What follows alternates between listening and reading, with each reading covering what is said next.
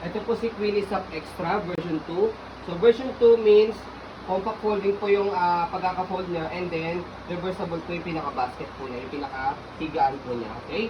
So already washed na po ito, ready to use na. Okay? Color red. So wala pong faded, wala pong discoloration. Okay? So like yung condition po yung canopy niya, pati yung pad. Yan. Pati po yung wheels po niya. Okay?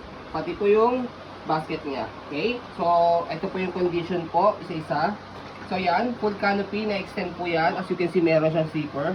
Color red na red po. Ayan. Okay. So pag ayaw nyo ng full canopy, yan, zipper nyo lang po ganyan. Okay. So pag fold, ganyan lang siya. Okay. Sa pad, kompleto po yan. May pad sa harness. Okay. 5 harness po siya. Wala pong putol po yan. Ito po sa ilalim, ito sa ibabaw. And then shoot nyo lang po. Okay. So ito po upuan, ito po yung footrest niya. Okay? Hindi po daw siya. So yan. So yung baby namin, turning 2 years old sa December. Okay? Ang luwag niya po. So, yung gulong, yan makapal. Almost like new condition po siya. Yan. Okay, bumoto po ako. Yan. Baba nyo lang ganyan kung gusto nyo pong one way lang. Yan. Pag-i-head din si baby. Angat nyo lang po kung gusto nyo po nakaswivel. Okay? Body frame, okay po siya. Yan yung details.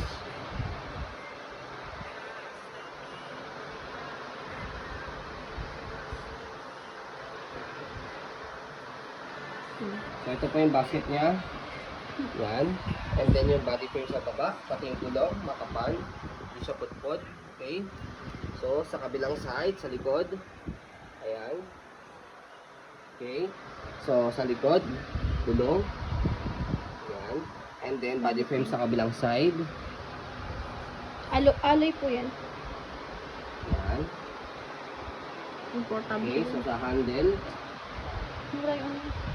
Okay.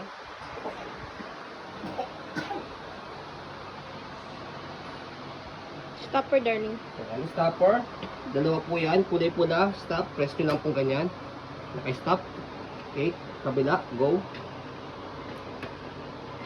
Ayan. Saka. Tapak. Kabila. Tapak. Ayan. Okay. Baba ka na. Ayan. Ayaw pang bumaba niya na. Stroll namin kasama yung baby bago po natin i-fold. Gusto niya rin kasi stroller. Maluwag kasi. So yan. Oh. Hey. Ay! Ayan. Okay.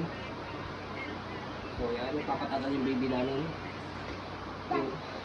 Nasa mood po siya ngayon. Ayaw mo pa ba? Dahil ikaw na. Buksan na lang, buksan na lang. Yeah. Yeah. Buksan na lang. Okay, sa pag-reverse naman po sa kanya, meron dito ini-slide and then press para lumubog po ito. Yan, kasi pag hindi nyo ini-slide ito, hindi siya lulubog. Okay? Slide press para pwede siyang ibaba o semi-reclined. Yan. Kung nakababa. Okay? Higa. O kapag naman po i-reverse po ninyo, same din, slide and press. Yan, tapos angat nyo lang po siya. Yan. Okay? O sa reverse. Shoot nyo lang po ito dito. Yan, yan sa kabila. Yan. Okay? Pag hihiga, press lang, di ba? Oo. Tanggal yan, daddy. Press lang. So, sa pag-reverse po sa kanya, naka-semi-recline talaga siya sa nakahiga. Kasi nga, pag nakaupo, as you can see, wala naman siya rito katulad ng gentong sa harapan. Patungan. Ibig sabihin, pag naka-reverse po yung seat, naka-semi-recline lang siya sa kahiga. For newborn lang po talaga siya. Yes. Pwede naman pag-toddler kasi naka-semi-recline siya. Yan. Okay? So, lagay lang ang baby namin. Hindi kasi. Nasamod siya ngayon. So, yan. Toddler baby namin, turning 2 years old. Yan. Naka-semi-recline siya. I-full canopy mo. Ang ganda naman yan. Siyempre, Kenny yan. Kenny! Ganda. Hindi pa faded yung mga ano niya, no? Mga logo. Buong buo pa yung print niya. Like nyo yung canopy, saka yung seat niya. Ayan. Wala siyang himulmul. Pati yung basket.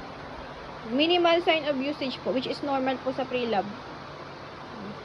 Baba na dyan, nak! Hindi namin ma-fold. Ikat ko na lang ba to?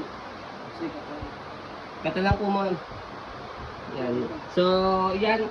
Kata lang po muna namin dito. Send na lang po namin sa inyo po yung pag-fold ko sa kanya kasi iiyak yung baby namin pag tinanggal namin po dyan. So, yun po. As you can see, very details po kami sa pag-video.